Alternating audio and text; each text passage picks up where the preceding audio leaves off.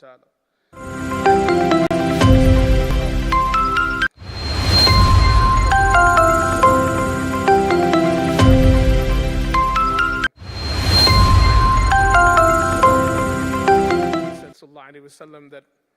I love to have my actions, my a'mal, my deeds shown to Allah while I'm fasting. Right, so I love to be fasting when my actions are shown to Allah subhanahu wa ta'ala. So this is a tremendous time, a very important time, for offering as many good deeds as possible, and for those of us that are able to offer voluntary fasts as well, inshallah ta'ala. Okay, so it seems we are ready to begin, inshallah. A'udhu billahi minash shaitanir rajim. Bismillahir rahmanir rahim. Alhamdulillahi rabbil alameen. Wassalatu wassalamu ala Sayyidina Muhammad wa ala alihi wa sahbihi ajma'een. Assalamu alaikum wa rahmatullahi ta'ala wa barakatuh. Tonight, I'm going to tell you a story. It's a history lesson. And it's an incredible story. Incredible in the sense that you almost might not even believe that it was true. But it's important to remember our history, to see how things have gone for our predecessors and to take lessons from it. And also to understand that history, although there's a saying that history repeats itself, which is not exactly true, but there's another saying that says that history rhymes, meaning there's consistencies and themes that are repeated, even if the exact same thing doesn't happen in the exact same way. So this is a very interesting historical piece of information I think is incredibly important for us as American Muslims to remember. I would even go so far as to say that the overwhelming majority of American Muslims right now have no idea about anything that I'm about to say right now. And that it is an important part of the history of Islam in this country that is recent history, meaning in our lifetimes, that shapes what's going on even today and the moment that we are in right now, not only nationally as a Muslim community, but also impacts what's going on abroad in the times that we're in now. So this is an interesting lesson for Black history, for African American or Black Muslim history, for American Muslim history, and also for Muslim history as well, for all of those things together. And finally, everything that I'm about to say is true.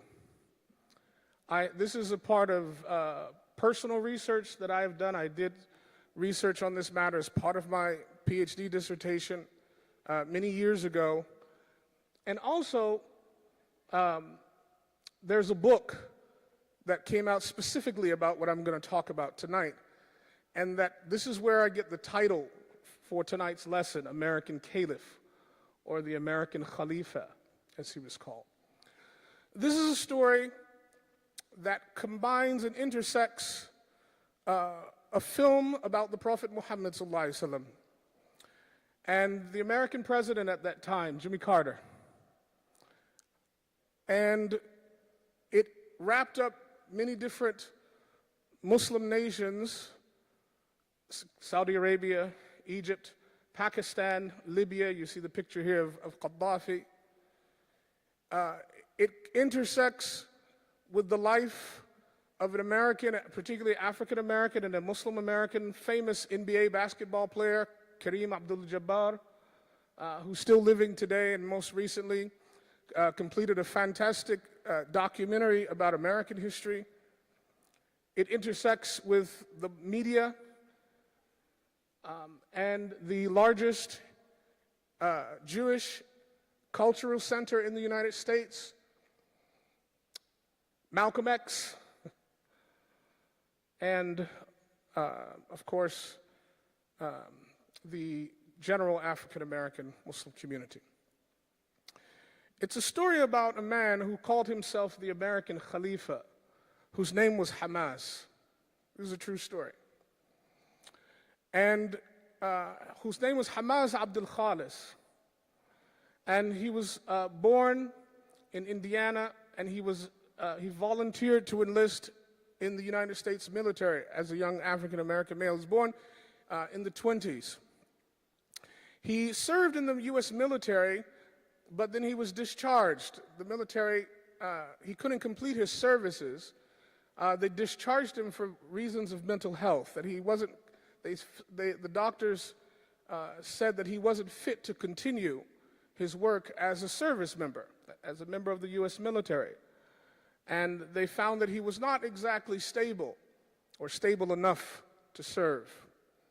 He suffered from different forms of psychosis and dementia and paranoia, according to his medical record.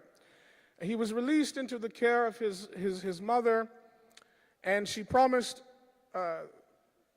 that she would put him into treatment. But he never went to treatment. Instead, he traveled to New York City. And he went into New York City. When he arrived in New York City, he saw that there was a really vibrant jazz scene. This is the time where American, particularly jazz, it wasn't American at that time, it was African American, jazz was starting to emerge in New York City. And so he became interested in jazz. Now, interestingly enough, this is probably a different lecture, but one of the ways that Islam started in the African American community in the Northeast was through jazz as well. And so there were many jazz musicians who converted to Islam.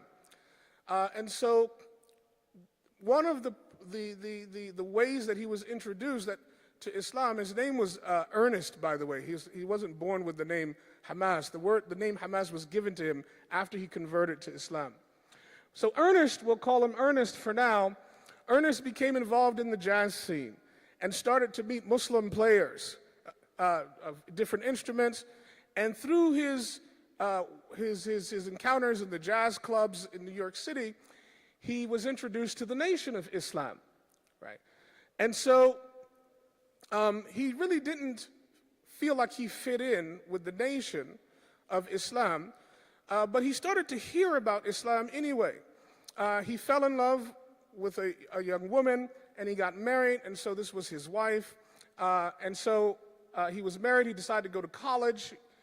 He went to college in New York City, and then he graduated, and then with a bachelor's degree, and then he decided to do a graduate degree, a master's. And so he got into Columbia University, and he registered in Near Eastern Studies and Middle East Studies. And he became a student of Middle East Studies and learned about Islam at Columbia University as a graduate student.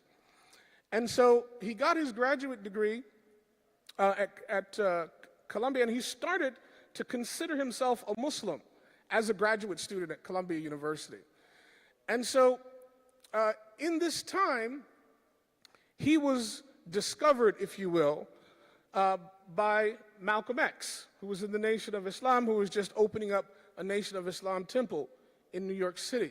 So Malcolm discovers him, sees that he's a promising young intellectual black man who's just graduated, or is graduating with a graduate degree from Columbia. Malcolm recruits him and thinks that he'll be a brilliant young mind to mentor and to bring into the Nation of Islam. There's a picture, this is a picture, obviously a photo of Elijah Muhammad, Malcolm X, and on the far right here is who would come to be known as Hamas. And so in the 50s, he and Malcolm strike up a friendship, and he becomes mentored by Malcolm. And Malcolm thinks that he's good enough to be recommended to Malcolm's mentor, Elijah Muhammad. And so he takes Ernest to meet Elijah Muhammad. And Malcolm recommends that he become the secretary of Elijah Muhammad. And Elijah Muhammad makes Ernest not only his personal secretary, but also the secretary for the entire Nation of Islam, that he would handle all of the major business dealing with the entire organization. And so he gets very close to Malcolm and very close to the nation. He moves his family to Chicago, he still keeps the name Ernest, but he's called Ernest X at this point. So he then finds some problems in the nation, and he leaves the nation of Islam later on. His knowledge of Islam helps him understand after some time that this is not the real deal. And so he talks first with Elijah about what Islam is and the differences that he's seeing there, and those conversations don't really go very well. Long story short, he gets into some arguments with Elijah Muhammad, and he leaves as secretary of the Nation of Islam, and he goes off on his own. He meets a Bangladeshi man who is a newly arrived immigrant to the United States, and this man considers himself a Sufi from the Barelwi tradition, and he starts to teach, this man starts to teach Ernest more and more about Islam. The man's name was Tasibur-ud-Din Rahman. And this man claimed to have some mystical powers and abilities. And Ernest believed him. And so the first thing he did was he changed his name. So he changed his name, he gave him Tasibur, changed him, he became his sheikh, changed his name from Ernest to Hamas. That's how he got the name Hamas. So he gave him the name Hamas Abdul Khalis. And then he told him that the true religion of Islam was represented in what was called the Hanafi fiqh, the Hanafi school of Islamic law. We all know that particularly there are four major schools of the Shari'i tradition. There's, at least in the Sunni tradition, there's the Hanafi school, there's the Maliki school of Islamic law, there's the Shafi'i school, and the Hanbali school, for example. And these four schools have dominated the practice of Muslims globally, at least in the majority Sunni tradition. We know in the Shia tradition, there are three schools, for example, the Ja'fari school, the Zaydi school, and the Ismaili school, for example. So Tasibur was teaching him that the Hanafi school was the school, capital T-H-E, the school of Islam. He didn't teach him that this was one of the four schools that are embraced equally. He was saying, this is Islam and that's it. And anything that's different from the Hanafi tradition is a watered down version. And he told him that you are my Khalifa, he told him, and that you're going to be the American Khalifa. Right? And after I die, all of my abilities and all of my legacy of teaching, all of that's going to go to you, and you're supposed to lead a movement. This is what he tells him. And first he says that your first job is to clean up the Nation of Islam. The Nation of Islam is doing damage to the black community. Your job is to clean them up and to teach them how to represent Islam. And so he starts, his student Hamas starts writing letters to Elijah Muhammad and starts telling him what you're teaching is wrong, this is not the right tradition, and he forms an organization called the Hanafis. And these letters start to enrage Elijah Muhammad. And he does this for years. He starts spreading Islam through this organization called the Hanafis. And they start to build up some followers. And one of the followers was a mature African-American man who was a business owner. And so he goes up to Hamas one day. He says, you know, I really love this organization, love your teachings, and I believe in it. I have a son who I'd like for you to meet. I'd really like for you to meet my son because I've been telling my son about you. He's a successful man. I'm going to bring him over to meet you. And Hamas says, okay, bring him to meet me. He says, I want you to mentor my son. He says, okay. He brings his son in, and he introduces him as El Sindor, and he knows him. And El Sindor comes in and becomes a follower of Hamas. And Hamas changes El Sindor's name, and he gives him the name of Kareem Abdul-Jabbar. And from that moment on, Kareem Abdul-Jabbar, a young Kareem Abdul-Jabbar, begins to be mentored by Hamas. And in the meanwhile, he's playing in the NBA. And so the nation at this point builds up their reputation by having a famous follower in Malcolm and later on in Muhammad Ali. And Hamas now has his organization at the same time called the Hanafis. And now they've got a superstar of their own, a young superstar in the NBA in Kareem Abdul-Jabbar. And Kareem Abdul-Jabbar starts to fund the Hanafi organization. He even puts forth the money for the house for Hamas and the building in D.C. where their organization is housed. His sheikh dies, right? The Bangladeshi sheikh dies in 1967, and they're in D.C., they're in Washington, D.C. At this time also, a brand new Islamic center has emerged in D.C., which is still there today. And that Islamic center is housed in an embassy row, and the imam of that Islamic center is a scholar from Azhar who's arrived, and he performs the janazah over him. And Hamas wants this young scholar, this new imam, to speak out against the nation. And he doesn't do that. He refuses to do that. And so he leaves him alone. He continues to talk to Elijah Muhammad, write him letters and insulting him. And after a few years, Elijah Muhammad gets upset. The Nation of Islam gets angered by him.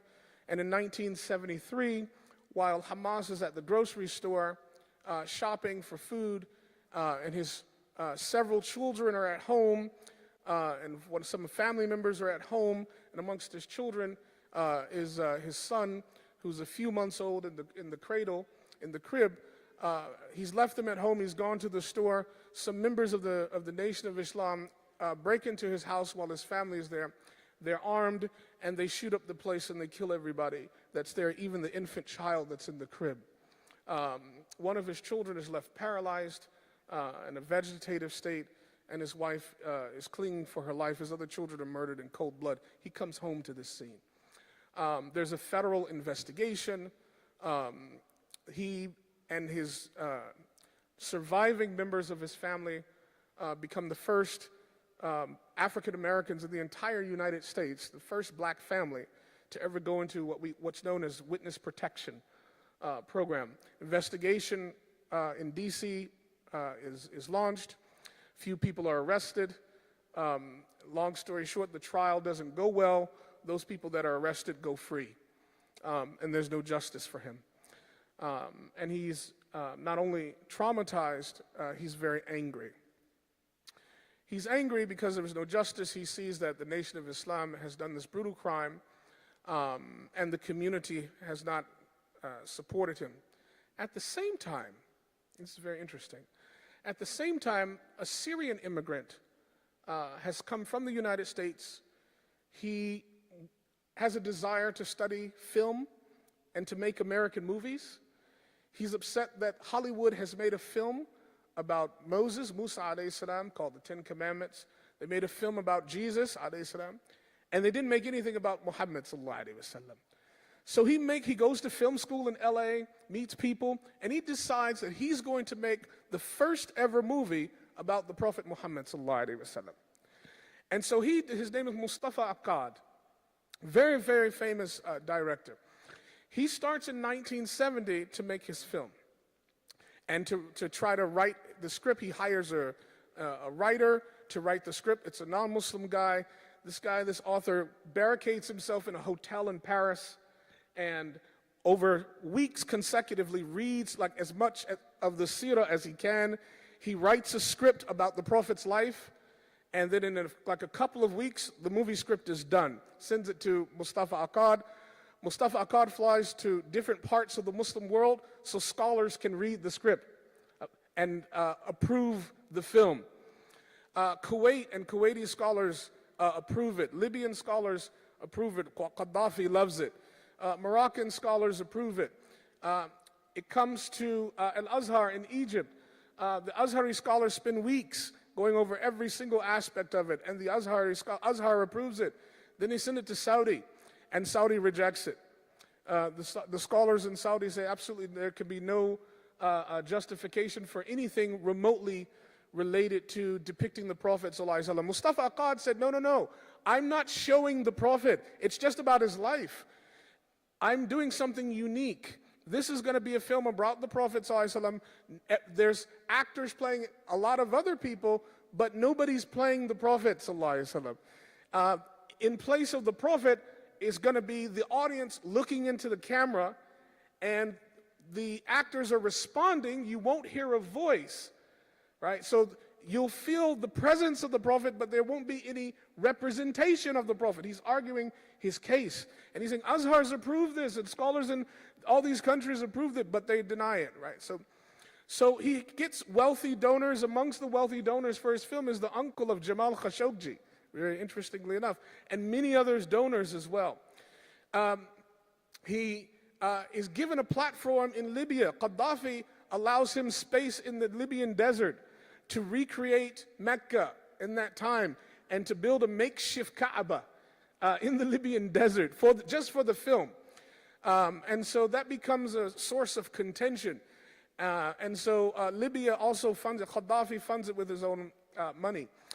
The film is made. Hollywood agrees to show it and to debut it in American cinemas. March of 1977 comes and it's launched. Posters are posted in New York City, in DC, LA, all over. First movie is called The Message. And he's gotten a Hollywood actor, a famous, respected Hollywood actor, to play the role. So everybody's really excited about this film. The day before it's shown and it's launched, Hamas is on the subway in DC and he sees the poster. And he's enraged. He's really enraged and he assumes that this is another sort of Hollywood ploy to disparage the Prophet ﷺ, and to tear down Islam, and nothing's being done about it. He's shocked that there's been no media about this, that nobody said anything about it. Who is this director? Nothing's being done, and this movie's about to be shown in 2 days, 3 days. He's really livid about this. He becomes angry that this is being done, and he blames a lot of people in his mind. He blames the American Muslim community. Particularly, he blames the Nation of Islam for leading the charge in destroying the name of Islam and allowing for this to happen. He blames the immigrant Muslim community that's arrived here that he believes, in his mind, has done nothing to support Islam and just came for businesses and is ignoring things like this. He blames the Jewish community for what he believes is a Jewish takeover of Hollywood and allowing something like this to happen. He blames the American system for allowing this kind of freedom. He just blames a lot of people. And so he takes his followers and he makes a decision. And he makes the decision that it's up to him as America's Caliph, as the Khalifa of America, to do something about this. And so on the day the film is shown, the day it's opening up into theaters, in the afternoon, he launches an attack. And it's an attack where he and his followers went into 3 different places and took people hostages. The first place he went into was the B'nai B'rith Jewish Center in D.C., in Washington, D.C. Him and 6 other men stormed the headquarters. It's the oldest Jewish organization in the United States. By the way, if you've heard of the Hillel organizations in college campuses, the Jewish Hillel centers, their parent organization is this, B'nai B'rith. They're the parent organization for Hillel. They're also the organization that housed the Anti-Defamation League, the ADL. So this is their history as well in this country. So he took over 100 people hostage, over 100 people hostage in D.C. in this center on an afternoon. They went in with armed guns and they held them at gunpoint. They didn't have anything to do with the film. Right. At the exact same time, he sent 3 men into the Islamic Center in Washington, D.C. The Imam of the Masjid, Imam Abdur-Rauf, whose son is the Imam of what's called today, known as today, the World Trade Center Mosque in New York City. Imam Faisal today, that's his son. Imam Muhammad Abdur-Rauf, who's a scholar in Azhar, he just finished Salat al-Dhuhr in the masjid. His wife was in the masjid. A local public school had sent their children, had sent a class to tour a church that day. They had finished touring the church. They went to a synagogue that day. They finished touring the synagogue, and then they were there at the mosque to observe the Dhuhr prayer. The same time that they were there were also a few Muslim dignitaries, because the Islamic Center in D.C. is housed on what's called Embassy Row, and so ambassadors from the Muslim countries pray there. This Islamic Center was opened by President Dwight Eisenhower of the United States, right? It's an extremely prestigious and famous center that accepts dignitaries from all over the Muslim world. So you had representatives from Egypt, from Pakistan, from even Iran and other Muslim countries praying Salat al-Dhuhr there. They were all taken hostage, all of them, sparking a diplomatic crisis now. Further down the street, two armed men from the Hanafis went into City Hall, stormed City Hall in D.C., took certain city council members hostage as well. One of them ended up shooting a police officer, and a reporter was shot. One of them passed away. There were hostages in the Jewish Center, in the Islamic Center, and in City Hall, all in one day by this group that was upset at the film that was about to show in 1 hour. At the same time, this is in D.C. now, this is unbelievable, but it's a true story. At the same time in D.C., President Jimmy Carter, this is 1977 in March, President Jimmy Carter is in the White House sitting having a conversation with the Israeli Prime Minister. Both of them have no idea what's going on quite yet. And scheduled to land in D.C. later that evening is the newly sworn-in Prime Minister of the UK. Back at the Islamic Center,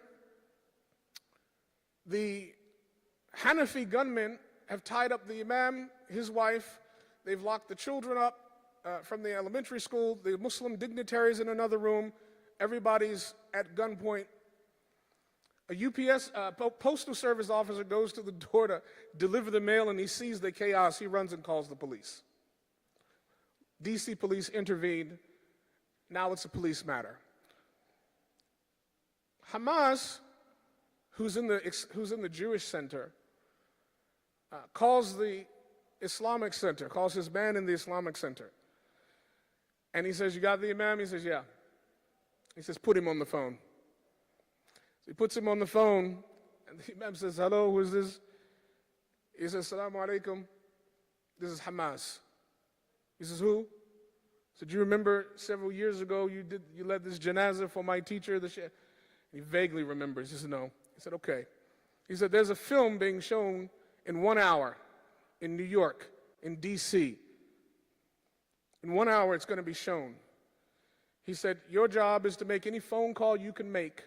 Stop the film on behalf of the Muslims in this country. Stop it." He said, "You have 1 hour." He said, "If you don't, I'm going to tell my boys to start shooting people and cutting heads off. You have 1 hour." Click. The imam in the masjid calls the first number he knows, right? The local police, they're already on the scene. This is the largest, unfortunately, largest hostage situation in the United States ever. Over 149 people were taken hostage on this day about this film. Local police are there, police chief, 24 hours go by. They want to know what the demands are. Stop the film. The film starts, I'm getting ahead of myself. The film starts, lights are out. The film starts showing in D.C. They finally get a hold of the director, Mustafa Akkad, who's at the premiere, very happy about the film. Nobody has any idea. This is before the internet. Right? This is 1977. No idea what's going on. Suddenly, the police raid the theater and tell them, turn the lights on, shut the film off, everybody out of the theater. We've got a national crisis on our hands. Nobody knows what's going on. Mustafa al-Qadr didn't know. All the theaters are evacuated about a half an hour into the film about the Prophet's life. Media are there, and they're writing, reporters are starting to wonder what's going on. This is already media-worthy phenomenon. The media are already there to report on the film and to get the audience's feedback on the movie. Finally, word reaches Jimmy Carter, who's there with the Israeli Prime Minister. Jimmy Carter makes the decision not to get involved. Very interesting. He decides it's a local issue. We'll let local DC police handle this, even though over 100 Jewish hostages are in the Jewish Center. You've got Muslim hostages, public school kids, and you've got different dignitaries from the Muslim world taken hostage in the Islamic Center in DC. And you've got members of the DC City Council being taken hostage, and you've got somebody killed there as well. And so he decides that it's a local DC matter. He lets the chief of police handle it. He says, I'm too busy. Hands off, Jimmy Carter. They hear about what's going on. The film is stopped, but it hasn't been pulled from the screens yet. Long story short, hostage negotiation emerges. It just so happens that 3 ambassadors are in DC. The Iranian ambassador, Iran, by the way, this is 1977, so at this time it's not the Islamic Republic of Iran. Iran at 1977 was a secular country. Okay. So the Iranian ambassador is in town, the Egyptian ambassador is in town, and the Pakistani ambassador is in town. They hear about it. They've got their staff. Some of their staff has been held in the masjid. They're upset. They're concerned. They want to intervene. They want to be part of the negotiations. The chief of police doesn't know what to do. And Hamas won't give these 149 hostages up. He wants the film shredded and taken out of the cinema, and he wants something done about it. Oh, and he also wants justice for his family. That was the other piece. He wants the perpetrators, the people that killed his family and murdered his family, he wants them brought to justice. That was the other demand. So the 3 ambassadors volunteer to negotiate to free the hostages. This is unbelievable. They set the location. The location is in the Jewish Center at the conference table in the office of the Anti-Defamation League. Right. Hamas is there with his 2 chief guards. The chief of police arrives, and he's sitting there. And the 3 Muslim ambassadors are there. The ambassador of Egypt, whose name is Ashraf, who's trained from Azhar as well. The ambassador of Iran, whose name is Zahidi, who's not religious at all, has no knowledge of religion, hasn't been concerned about religion. He loves wine and caviar. Right? That's the kind of person he's married to the daughter of the Shah of Iran, right? And that same day, he divorced her. And her father hadn't even found out about it yet. So now he's in a political crisis and hasn't even told his father-in-law that he's now divorced. Right? He's got a personal problem as well. And then the ambassador of Pakistan, right, who's there sitting at the table. The goal is to free the hostages. And so the first thing is that they decide, first of all, the Pakistani ambassador says, look, brother, what you've done is in terms of stopping the film, this is a good thing. And what we can do, we can offer you asylum. You can come to Pakistan right now. No one will press charges. Let the hostages go. Come to Pakistan. You live there forever with your family. You're protected. Nobody will touch you. Just let everybody go. We give you asylum. Hamas says, are you kidding me? Are you crazy? You're insulting my intelligence. I'm an American. This is my home. How dare you pull me off of my land? What I'm doing is patriotic. What I'm doing is not against America, but it's for Islam and for America, because this film here will destroy Muslims and will destroy America as well because of and you didn't do anything about it, Mr. Pakistani ambassador. He starts to be very disrespectful to him. and to all the ambassadors, saying that they are representatives of their sellouts. They didn't do anything. Their countries didn't do anything about this disparaging misrepresentation about the Prophet's life, meanwhile, he hadn't even read the script or seen the movie. And he starts insulting them based on their being immigrant Muslims and not doing anything about the film. So that didn't work. The Egyptian ambassador then comes in and says, brother, let's think about this from an Islamic point of view. You want to be Islamic about this. You're standing up for the Prophet. You're talking about Islam. Let's be Islamic about this then. And so the Egyptian ambassador uses a few very interesting arguments. Remember, he's Azhari trained now. He uses a few arguments from the Quran that, in his view, are arguments used against vigilante hostage-taking. Right? So he uses these verses of the Quran and says, see, first of all, in Surah Nisa, Allah subhanahu wa ta'ala talks about transgressions. وَلَا تَعْتَدُوا. And this is a transgression. These people have nothing to do with this film or whatever. This is a transgression. You've gone beyond the limits now, and somebody has died. Let's say you're even right about your cause. You now have done something. You've gone beyond the limits now. Right? Then he uses verses in Surah Ma'idah, particularly that talk about qa'imina bil qist, standing up for justice.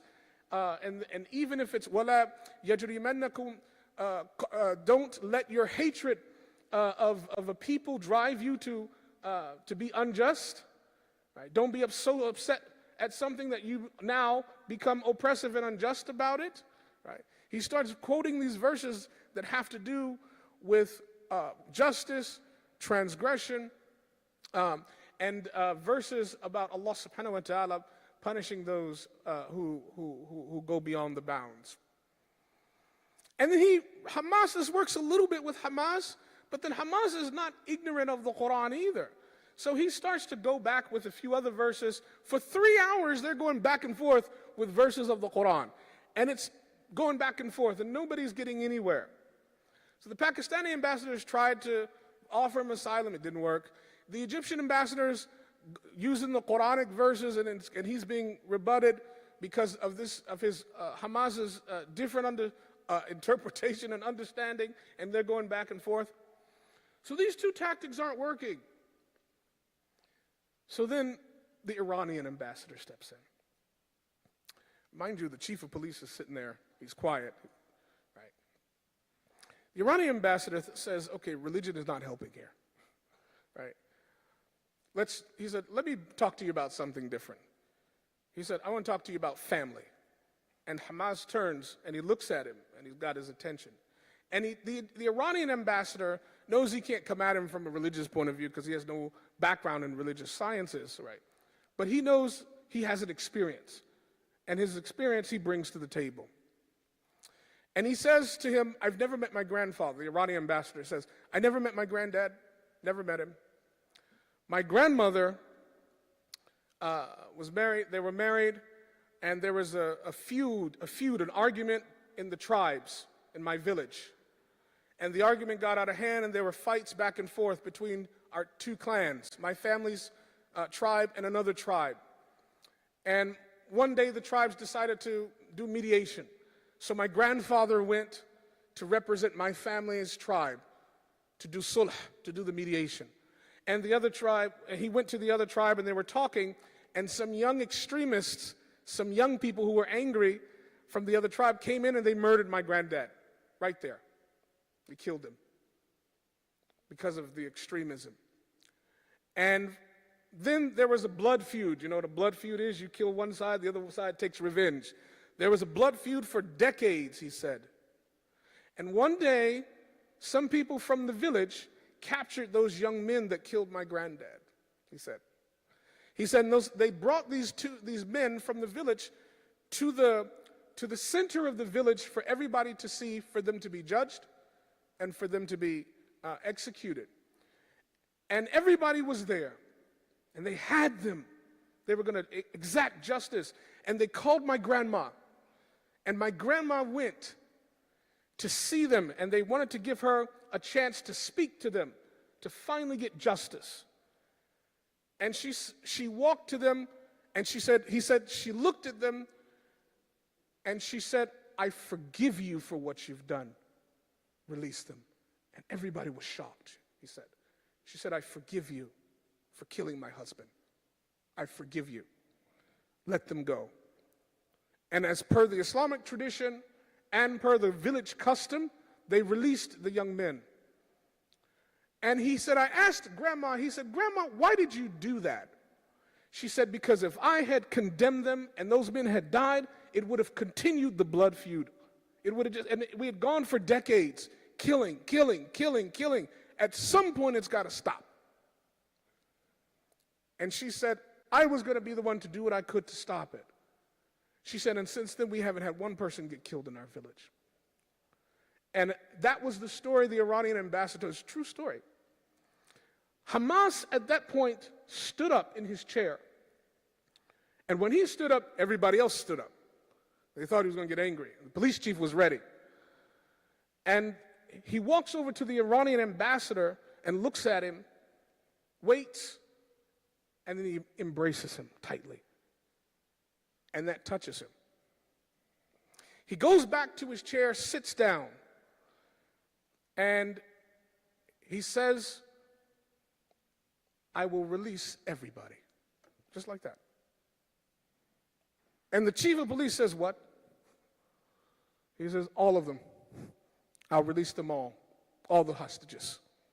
He said, give me 5 minutes. Everybody's stunned. He goes to the phone, calls his guy in the Islamic Center in D.C. He said, release the imam, let everybody go home. Calls the folks at the B'nai B'rith Jewish Center, release every last one. Let them go right now, no questions. Release them. Called his guys at the city hall in D.C., released them. All at that moment, all 149 hostages instantly were released in 5 minutes. The chief of police, therefore, and this is interesting, allowed Hamas and his gunmen to leave and to go home. Can you picture this now in 2024? You take 149 hostages in any American city, in a Jewish center, in City Hall. The chief of police says, go home. We'll figure this out later. All of them went home to their families. Everybody.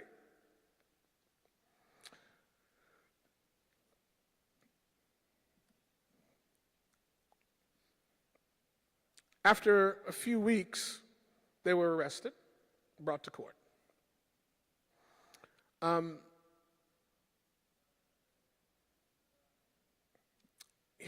In his court records, the transcription of the courts are there, public record. You could see this stuff. You can read it. The courts, the newspapers were talking about jihad and everything. He clarified, he said this was not, in court, he said this is not a jihad against America. This was never a jihad against America. This was a jihad against the film, he said.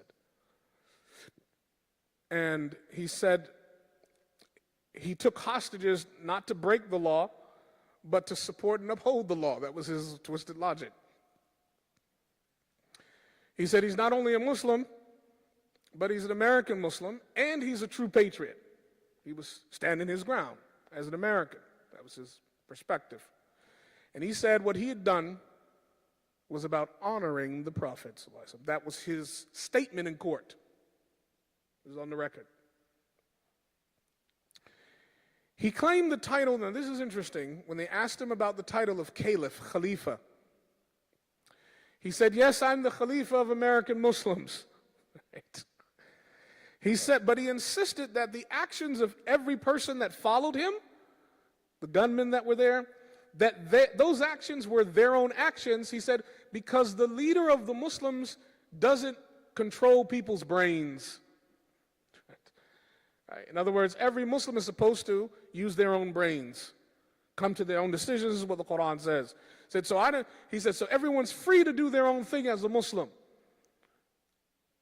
I provide guidance, but I don't rule people's minds, I don't control people's minds. This was his justification.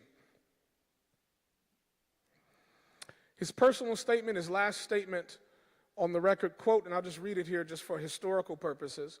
He says, "Ours is a great country. My family gave their lives, as many dedicated Americans have, for their faith and country. We can never and must never forget them or those who aid the vanguard against the enemies of our country. Always remember our faith, our country, America. It's worth standing up for, regardless of what judgment comes in the morning. It's worth going to jail for, which is where I am now, in shackles and chains. It's worth fighting for, which is what I did. It's worth dying for, and I would die a Muslim, an American Muslim man. This is every American's supreme duty." That was his final statement in court. He got between 41 and 120 years in prison, which is more than a life sentence. All the others, gunmen, were also convicted and given life sentences in prison. Many of the hostages testified about their ordeal. One of the hostages came to court, testified about her ordeal as a captive. When she exited the court, she left and she fell down and she passed away instantly. She was so traumatized. The Washington Star editorial page, right, the editorial page in the Washington Star newspaper said, quote, "To make it clear to one and all that we've had enough of terrorism," and this was September 11th, 1977. That same year, the film Muhammad the Messenger sallallahu alaihi wasallam was nominated for an Oscar. It was nominated and it received a finalist position at the Oscars. One film beat it: Star Wars. Star Wars. It lost to Star Wars. After that whole ordeal, Mustafa Akkad decided he would not do any more films about religion, although he did decide to do a film about Umar bin Mukhtar, actually. But he switched and started making a completely new genre of films. He went into horror, and he became one of the famous horror directors of American horror films. There's a set of American horror films called Halloween, about a guy who goes out killing named Michael Myers. So he wrote and directed all those films. And his style of filmmaking that was produced, that was a part of that original film about the Prophet ﷺ, where he uses the viewpoint of the audience in place of the Prophet ﷺ, that became transformative in American film. It became very useful in horror films and other films as well. So he began working on Halloween and went in a different direction in filmmaking in 1978. 79, we know that there was the Islamic Revolution in Iran and Khomeini comes to power. We know that also there were revolutionaries that stormed the embassy and took Americans hostage then as well. The Iranian hostage crisis occurs in 1979. What's very interesting, Hamas from jail writes a letter to Khomeini. And Hamas asks Khomeini to release all of the American prisoners. His letter's on the record and printed in the press. Quote, "Hamas asks you," this is in the letter, "Hamas asks you in the name of Allah to let all the hostages go. American or otherwise, Canadian, American, whoever they are, let them go. He says, it is the way to achieve your spiritual objectives." This is his advice to Khomeini. The MSAs of the United States sent a letter and urged the United States government to let Hamas go at this time and to send him to Tehran. They asked him to be sent officially to Tehran as a hostage negotiator to negotiate the freedom of hostages in Tehran on their behalf. This is official requests from MSA National. Not just from MSA National, many Muslim organizations supported this move at that time. Right. After that, there was a siege in Mecca.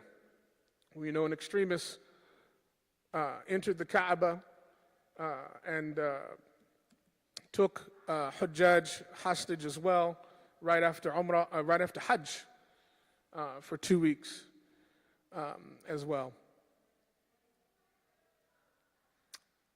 So, in the end,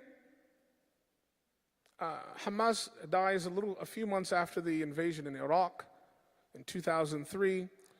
The Imam of the Islamic Center in Washington, D.C., Imam Abdur-Rashid, passes away, but he resigns his position and leaves communal life after that. He was traumatized. He wrote a fascinating book on Arabic grammar as well, but he decided to leave communal life in the Muslim community. He retires from that. His son serves until today in the masjid in New York. Mustafa Akkad, he lost his life in 2015 to ISIS, but his film, The Message, remains the most widely watched and one of the most widely respected films about Islam and about the Prophet ﷺ. Today, Emirates, not today in terms of today, but recently there's a new project that's being launched now to do an updated version of this. In other words, a new biography of the life of the Prophet ﷺ in film. And it's being supported by Gulf countries, by many Gulf countries now. And so there's a new project now. This film has actually, The Message has actually inaugurated a new way of presenting the life of the Prophet ﷺ in film. Imam W.D. Muhammad dies around this time. What I didn't mention earlier, I mean, many of us know Imam W.D. Muhammad, Imam Warthi Muhammad, who was also present for those negotiations, but he wasn't in the room. He had flown into D.C. to help negotiate the hostage release, but he was not in the room there. And so Hamas Abdul Khalis had personal hatred and animosity for Imam Warthi Muhammad, Imam W.D. Muhammad, because he thought that Imam W.D. Muhammad had supported what his father had done in the nation. And so later on, Imam W.D. Muhammad called Hamas on the phone in prison and swore to him that he had nothing to do with the murder of his family, had nothing to do with what his father had done.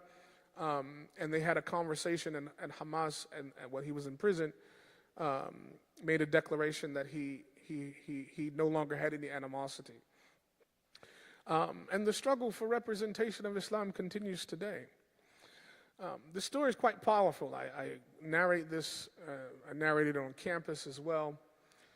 It has amazing reverberations and consistencies with things going on in the current climate we're in.